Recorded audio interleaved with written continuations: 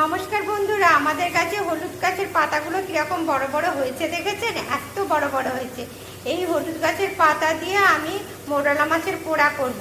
চলুন প্রথমে হলুদ গাছের পাতাগুলোকে আমি ছোট ছোট করে কেটে নিই। এবার এই দেখুন বন্ধুরা, মোরলা মাছটাকে মাখিয়ে নেব। মোরলা মাছটাকে মাখানোর জন্য কাঁচা লঙ্কা কুচিয়ে নিয়েছি, একটুখানি লবণ নিয়েছি, হলুদ নিয়েছি, এর মধ্যে দিয়ে দিলাম।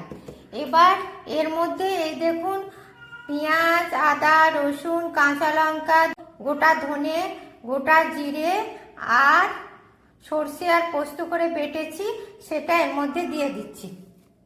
দিয়ে এটাকে এবার আর এর মধ্যে দেখুন সর্ষের তেল দিয়ে দিলাম। এটাতে একটু বেশি সর্ষের তেল লাগে। দিয়ে এটাকে প্রথমে মাছটাকে ভালো করে ম্যারিনেশন করে নেব। দেখেছেন, মাছটাকে হালকা ভেজে নিয়েছি। দিয়ে এই দেখুন মাখানো হয়ে গেল। এবার চলুন হলুদ পাতার পর বসিয়ে দিই। বন্ধুরা, তাওয়াতে একটুখানি তেল দিয়েছি, এই হলুদ পাতাগুলো এখানে বিছিয়ে দিই।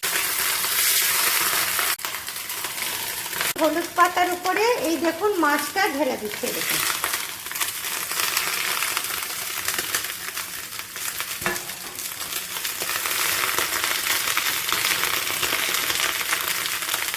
এই দেখুন বন্ধুরা, আর একটুখানি সর্ষের তেল দিয়ে দিলাম।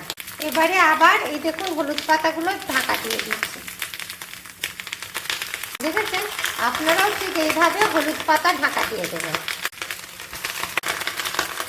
এবার এই দেখুন এটা চাপা দিয়ে দিচ্ছি। এবার এটা হালকা গ্যাসে আধ ঘন্টা ধরে হবে।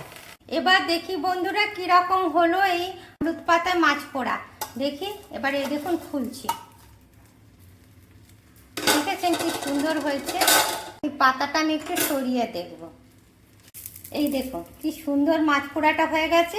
এবার এটাকে আমি উল্টে দেব। দেখুন বন্ধুরা, এটা আবার এমনি করে উল্টে দিলাম। দেখেছে, এই দেখুন, দিয়ে এইটাকে আবার ঢাকা দিয়ে দিলাম। এই দেখুন, দেখুন বন্ধুরা, এবার দেখি কেমন হলো। এই দেখুন খুলছি। এই দেখুন, এই দেখুন বন্ধুরা, কি দারুণ আমার হয়েছে হলুদ পাতায় মোরলা মাছের পাতা পোড়া। আপনারাও ঠিক এইভাবে করবেন, দেখবেন দারুণ খেতে লাগছে। আর আমার এই রেসিপিটা আপনাদের ভালো লাগলে লাইক করবেন, কমেন্ট করবেন, শেয়ার করবেন। Thank you. এই দেখুন বন্ধুরা, আমার কি দারুণ হলুদ পাতায় মোরলা মাছের পোড়া হয়েছে। দেখেছেন, দারুণ খেতে লাগছে। আর আমার এই রেসিপিটা আপনাদের ভালো লাগলে লাইক করবেন, কমেন্ট করবেন, শেয়ার করবেন। Thank you.